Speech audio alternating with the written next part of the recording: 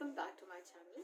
आपके channel blossom life tarot में आपका स्वागत है। आज हम आपके लिए फरवरी 2021 की रीडिंग करने जा रहे हैं और यहाँ पर एनर्जीज काफ़ी मिक्स एनर्जीज हैं, काफ़ी इंपॉर्टेंट एनर्जीज हैं। फाइनेंशियल मैटर्स के मामले में थोड़ी सी आपको ध्यान रखने की ज़रूरत है, काफ़ी केयरफुल रहने की ज़रूरत है। आई थिंक आप ऑलरेडी केयरफुल हैं कंसिडरिंग जिस तरह की सिचुएशन अभी चल रही है।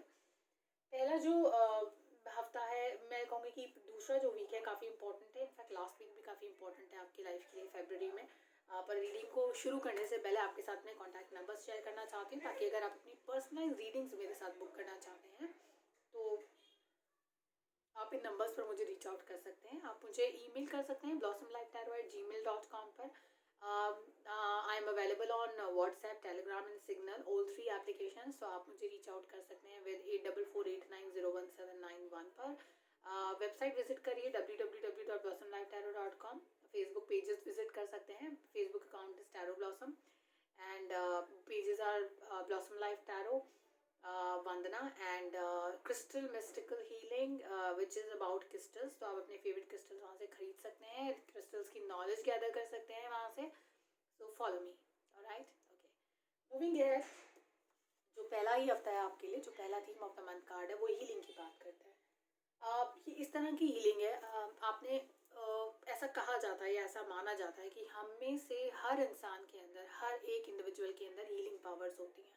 लेकिन वो हीलिंग पावर्स किस तरह से इस्तेमाल करते हैं, किस तरह उनको यूज़ करते हैं, ये चीज़ सबसे ज़्यादा मैटर करती है लियो। सो कई बार आपने देखा होगा, आपके कुछ फ्रेंड्स हैं जिनको लेकर आप जेन्युइनली कंसर्न्ड हैं, आपके पास आते हैं, आपसे मदद मांगते हैं, आप उनको हेल्प करते हैं। तो वहाँ पर क्या होता है कि क्योंकि आप जेन्युइनली उनके लिए कंसर्न थे, आपने उन्हें एडवाइस दी और एडवाइस उनके लिए काम करी, इसी को हीलिंग कहते हैं। आपने उसे हील कर दिया, आपने उनको उनके प्रॉब्लम का सॉल्यूशन दिया, जिससे उनको हेल्प हुई। तो ये एक तरीके से आपने उन्हें हील किया। ये मंथ जो है हीलिंग के बारे में है। ये ना सिर्फ लोगों को हील करने के बारे में कि खुद को हील करने के बारे में भी है लियो। तो अगर आप किसी स्ट्रॉन्ग या बहुत ही डिफ़िकल्ट फेज से गुजरे हैं लाइफ के, या गुजर चुके हैं, जिसके स्कार्स आपके दिमाग पर इमोशनली रह गए हैं, उसको हील करने का वक्त आ गया, उसको भरने का वक्त आ गया है और लाइफ में आगे बढ़ने का वक्त आ गया है लियो। तो उस तरह से आपको अपने ऊपर फोकस करने की ज़रूरत है। अगर हम पहले हफ्ते की बात करते हैं, तो जो पहला ही हफ्ता है आपके लिए वो बात करता है किसी ऐसी चीज़ की जो होते होते रह गई आपके लाइफ के अंदर। यानी कि कोई चीज़ थी जिस पे आपने फोकस किया, शायद कोई रिलेशनशिप था जिस पे आप फोकस बहुत ज़्यादा कर रहे थे और आपको लग रहा था कि ये हैप्पी एंडिंग टाइप्स रिलेशनशिप होगा, लेकिन ऐसा नहीं हुआ। वो वर्ड्स पे आते आते टूट गया, ख़त्म हो गया। लेकिन मुझे लगता है कि उसके ख़त्म होने का आपके परिवार पर काफ़ी असर पड़ा। या तो आप अपने उस रिलेशनशिप की वजह से आप अपने परिवार को वक्त नहीं दे पा रहे थे, तो आपका लाइफ जो था वो इम्पैक्ट हो रहा था। मैं आपको ये कार्ड्स दिखाना भी चाहूँगी ताकि आप रिलेट कर पाएंगे हो। और या फिर ऐसा हो सकता है कि इस रिलेशनशिप के टूटने की वजह से आपका परिवार टूट गया, तो वो भी हो सकता है। तो ये जो भी हुआ, अभी जब ये हुआ तब आपको ये ठीक नहीं लगा होगा, या आपको लगा होगा कि ऐसा क्यों हुआ मेरे साथ नहीं होना चाहिए था, या ऐसा कैसे हुआ। लेकिन इसके होने के पीछे यूनिवर्स के अपने रीजंस थे। और जो कहते हैं ना, what ever happens happens for good, ये कार्ड वो सजेस्ट करता है। तो इस कार्ड की वजह से आप एक ऐसे रिश्ते, ऐसी चीज़, ऐसे प्रोजेक्ट, ऐसे जॉब का पार्ट बनने से रह गए जो आपकी लाइफ में आगे चलकर परेशानियां ही पैदा कर सकता था, आपको खुशी नहीं देकर जाने वाला था। तो जो कहते हैं ना, जो हुआ अच्छे के लिए हुआ। तो अच्छा हुआ कि ये टूट गया, क्योंकि ये अच्छा हुआ ये जॉब आपको नहीं मिली लियो, क्योंकि इसके बाद अपने परिवार को वक्त नहीं देने वाले थे, आप इतने बिजी हो जाने वाले थे। तो आपके परिवार भी नहीं चाहता होगा कि आप इतना ज़्यादा इनग्रॉस हो जाए काम में। ये आपके लिए एनर्जीज यहाँ पर बहुत ही ज़्यादा एविडेंट है। सेकेंड वीक जो है वो बात करता है फाइनेंशियल क्राइसिस की, इनफैक्ट मल्टीपल डेट्स की भी बात करता है। मुझे ऐसा लगता है कि आप ट्रैप्ड हैं, अपने आप को फंसा हुआ फील कर रहे हैं। आपको लग रहा है ना तो आप सिचुएशन से निकल पा रहे हैं, ना ही आप इसमें रह सकते हैं।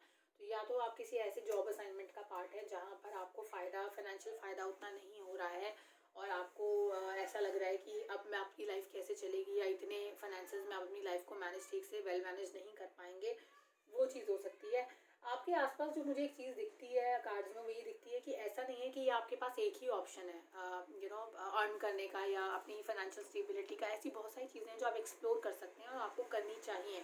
तो किसी तरह का पार्ट टाइम जॉब असाइनमेंट आप ले सकते हैं, वीकेंड पे काम करने का अगर कुछ ऐसा ले सकते हैं, जैसे आपके फाइनेंशियल नीड्स को आप सपोर्ट कर पाएँ, तो वो चीज़ यहाँ पर मुझे क्रिटिकल दिखती है और मुझे लगता है कि आपको वो करना चाहिए। आपके हैंडमैन को मैंने क्लैरिफाई किया तो मुझे ऐसा लगता है कि चेंजेस दिखते हैं जॉब के, तो मुझे लगता है आपको जॉब ढूंढनी चाहिए और एक जॉब को छोड़ के दूसरी जॉब में जाने के भी मूवमेंट दिखते हैं और जो मूवमेंट है ये पॉजिटिव दिखते हैं मुझे। तो वहाँ आपको फाइनेंशियल गेन्स होंगे लियो, तो अगर आप जॉब ढूंढ रहे हैं तो उसे और अपनी जॉब सर्च को और एग्रेसिव कर दीजिए, क्योंकि वहाँ आपको जॉब के जो चेंजेस के पॉसिबिलिटीज़ हैं वो यहाँ पर दिखते हैं, ठीक है। और आपको बहुत ही ज़्यादा रिजल्ट भी पॉजिटिव ही मिलेंगे वहाँ पर। इसके अलावा मुझे ऐसा लगता है कि थर्ड वीक थोड़ा क्रिटिकल होगा, क्योंकि आपके बॉसेस के क्रिटिसिज्म में आप आ सकते हैं या अपने घर वालों के क्रिटिसिज्म का सेंटर बन सकते हैं, तो आपको बहुत ज़्यादा क्रिटिसाइज़ किया जाने वाला है थर्ड वीक में। बट देन एक अच्छी चीज़ जो आपके अंदर है वो है कि आप फाइटर हैं, आप लड़ेंगे और आप लड़के कोशिश करेंगे लोगों को डिमीन करने की या उनको अपने आप को क्लैरिफाई करने की, अपने आप को साबित करने की, तो और बहुत हद तक आप कर भी पाएंगे। लेकिन आपके जो कंपेटिटर्स हैं ना या जो आपके विरोधी हैं वो एक नहीं है, वो मल्टीपल हैं। अब क्योंकि वो मल्टीपल है, हो सकता है एक को आप मना लें, दूसरे को ना मना पाएँ, तीसरे को आप मना लें, चौथे को ना मना पाएँ। तो ये वाली चीज़ यहाँ बहुत ज़्यादा एविडेंट है, बहुत ज़्यादा क्लियर है लियो।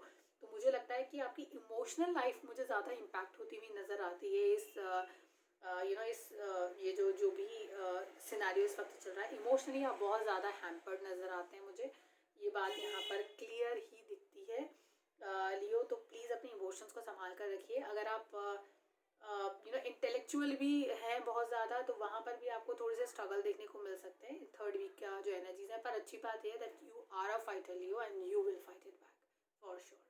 ओके, एक और एनर्जी जो यहाँ पर दिखती है मुझे कार्ड्स के अंदर वो है डिसअपॉइंटमेंट की।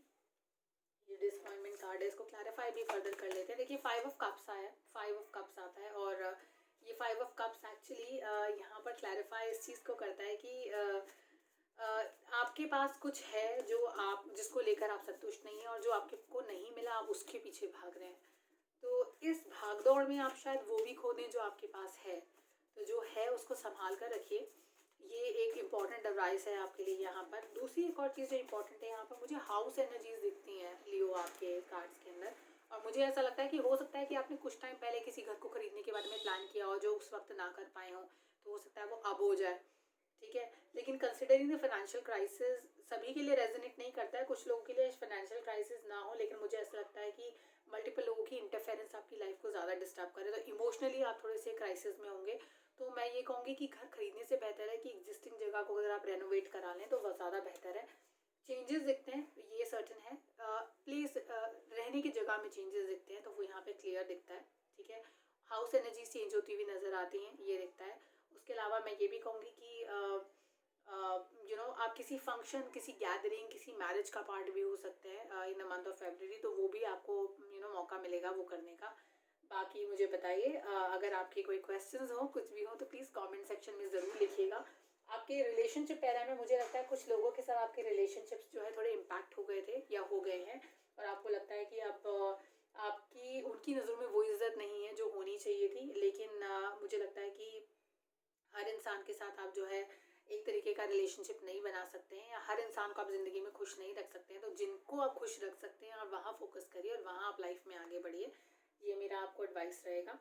और अपने लव्ड वन की तरफ अपने नियर एंड डियर वंस की तरफ अपना लव एक्सप्रेशन जो है वो कंटिन्यू रखिए जैसे आप रख रहे हैं। जो चीज़ें लाइफ में नहीं मिली उनको पीछे छोड़कर जो मिला है उसको संजो कर रखिए और आगे बढ़िए। आपके लिए यही सजेशन रहेगा इस मंथ में। खुश रहिए, एंजॉय करिए अपनी लाइफ और make most of it in the month of February. Finances को थोड़ा संभाल कर रखिएगा, थोड़ा सा केयरफुल रहिए अपने बॉसेस, अपने कंपेटिटर्स की तरफ से, क्योंकि यहाँ टाइम थोड़ा सा डिफिकल्ट हो सकता है। Otherwise things I don't see a very major loss in February. Up and down चलता रहेगा लेकिन बहुत ज़्यादा कोई मेजर लॉस नहीं है, so that I am clear of.